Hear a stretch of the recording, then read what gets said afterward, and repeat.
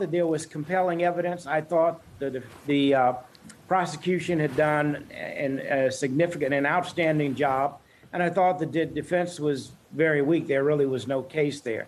And I think the one thing that I really felt this time, I have never seen police officers, from the chief to a lieutenant, which is a commanding officer, to the training officer, all of them basically said that this officer went way too far because it did not happen. Mr. Floyd did not have to lose his life. So that was such compelling evidence. But even with that, in the back of my mind, I just was not sure. I was hoping and praying. Normally, we should be able to say, oh, yes, this is a slam dunk case.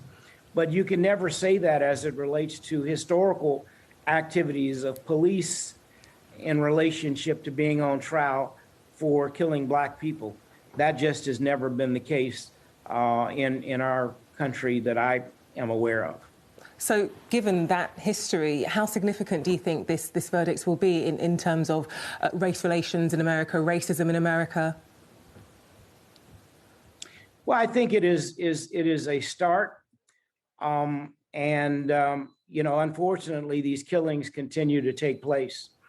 And there are many more cases, and there are many more. There are those that have had trials, but they did not come to the same conclusion. And so I think it's too early to evaluate what this change means. It basically means there was a victory of some sort on yesterday as an officer was charged and convicted. The president obviously came out, made a great statement, but he said there's still a lot more work to be done, as well as the vice president. So all of that is positive. I think the first step, though, is to pass the George Floyd Policing Act. So what difference will the George Floyd Justice and Policing Act make? Well, again, you know, it deals with no-knock warrants. It deals with chokeholds. It deals with a few other things. And in relationship to immediately, it's just one more step toward changing how policing occurs, particularly in communities of color, because these same tactics that are used in Black communities are not necessarily used in the broader community. So that is just one step. Mind you, all of this is a process. There's no one remedy that will change things tomorrow. So what do you think your father would make of police relations, race relations in America today? So I think my father would feel, he would feel that we've not made the kind of progress that we should.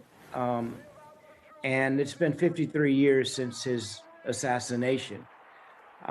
This year is 53 years.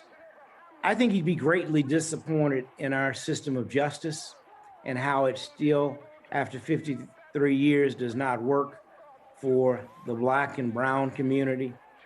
But I also think he'd be very proud of those peaceful demonstrators, the hundreds of thousands of people who've demonstrated peacefully across our nation, and those across the world, actually, who've demonstrated. We had the largest civil rights demonstrations on the planet back in last May and June and maybe July.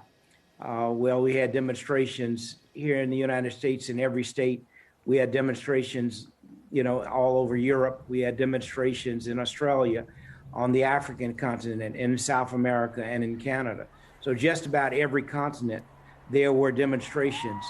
That and by the way, almost 89% of them were nonviolent or peaceful demonstrations. So I think Dad would be very proud of the young people that are coming together, leading. And guess what? They're not going anywhere. We're going to have to address this as a society in a constructive way, I hope. And although our nation is very divided, you know, some of the news outlets, particularly, you know, I hate to identify names, but on Fox, many of the commentators said that, you know, justice was done. But there was one commentator who's very popular, Tucker Carlson, who said that the jury gave into to the mobs. I'm like, you know, it's sad that you're out here creating division, and instead of doing what most of your colleagues did, which was to say, yes, it seems that justice has been served. It's unfortunate. So we're going to have these fractions and friction going on because our society is not unified at this point. And while we may be going sometimes in separate directions, I still believe good will triumph over evil. My father used to say, the moral arc of the universe is long, but bends toward justice. And I think that's what we saw yesterday in the actual verdict. Martin Luther King III, such a pleasure talking to you. Thank you so much. Thank you.